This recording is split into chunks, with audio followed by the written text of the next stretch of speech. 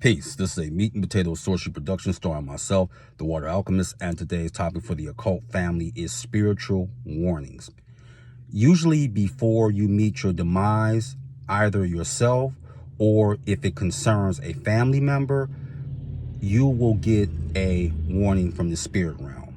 This can come from spirit guides or ancestors or even angels. Now, this also can come from angels and demons if you're an occultist, and I would like to use the example of someone whose energy was around me for the past few days, and that's Len Bias. For those that don't know, Len Bias was a great and phenomenal player who died at the age of 22, June 19th, 1986. And a promise denied, there's not a clearer example than him. Because, and I'm going to say something that people will find blasphemous, he was the equal of Michael Jordan. Don't believe me? Mike Krzyzewski, who coached Duke, said the two greatest players in college he ever saw play was Michael Jordan and Len Bias. Johnny Dawkins has pretty much said how great he was as a talent. And Tracy McGrady, T-Mac, Hall of Famer T-Mac, was having a conversation with a ESPN anchor, and Horace Grant heard the tail end of the conversation when T-Mac was like, was Len Bias really that good?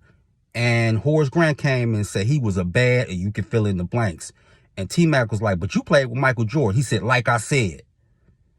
And we have to understand, 1986, this is when you had mass incarceration about to start looming up because the crack epidemic had exploded then. So Len Bias died of a cocaine overdose. He was drafted the number 2 pick by the Boston Celtics. And him and Michael Jordan were fated. They were linked together spiritually, just like Magic Johnson and Larry Bird. They were supposed to be rivals in the NBA. They both had a lot in common. Both of them were cut by their high school teams. Michael Jordan originally was supposed to come out in 1986, not 1984. He just left early. And to show you this, there's a new documentary coming out on him. And the director had a in-depth conversation with Dr. Len Bias, which is his mother, and his father, James Bias. And she said she had been having horrible dreams for about a year. They were so vivid that she would wake up crying in the middle of the night. How angels work, they prepare you slowly. Even if they're going to do something for you magically in your favor, they still do it methodically. Daemons, yes, they make things happen quicker, but they had been telling her, you're going to lose a family member. And even when he got drafted, she said in the 30 for 30 documentary, Without Bias, I wasn't as happy as I should have been. Like, we did it, we arrived. She said herself, something was holding me back.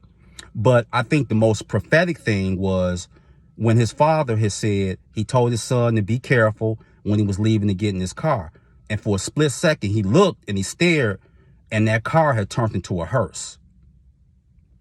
You can get warnings from the spirit realm, but like I said, spirits will let you know something is coming, and they try to prepare you for it, but they're not going to say, hey, this person's going to die of a cocaine overdose, or this person is going to get shot. Demons or spirits they don't roll like that. That's not how they do.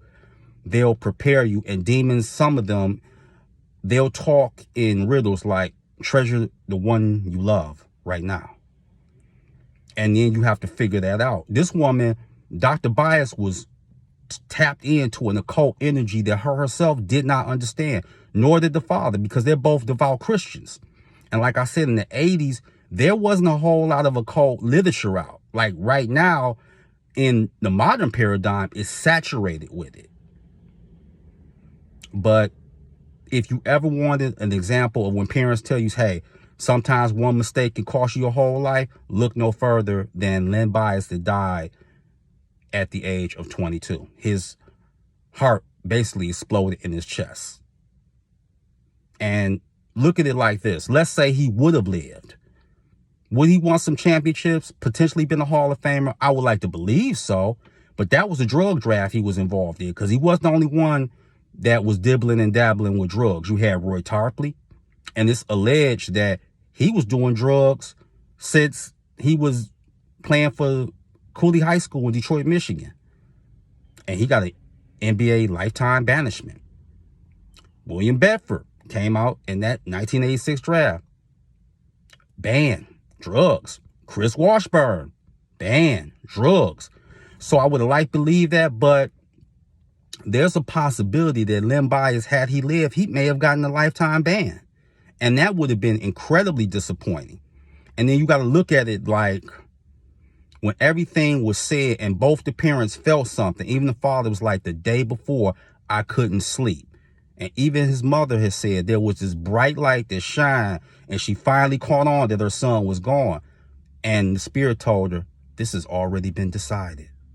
So certain spirits will give you warnings. It's just up to you to put it together. There was a young man I knew, and how you could tell someone's going to die.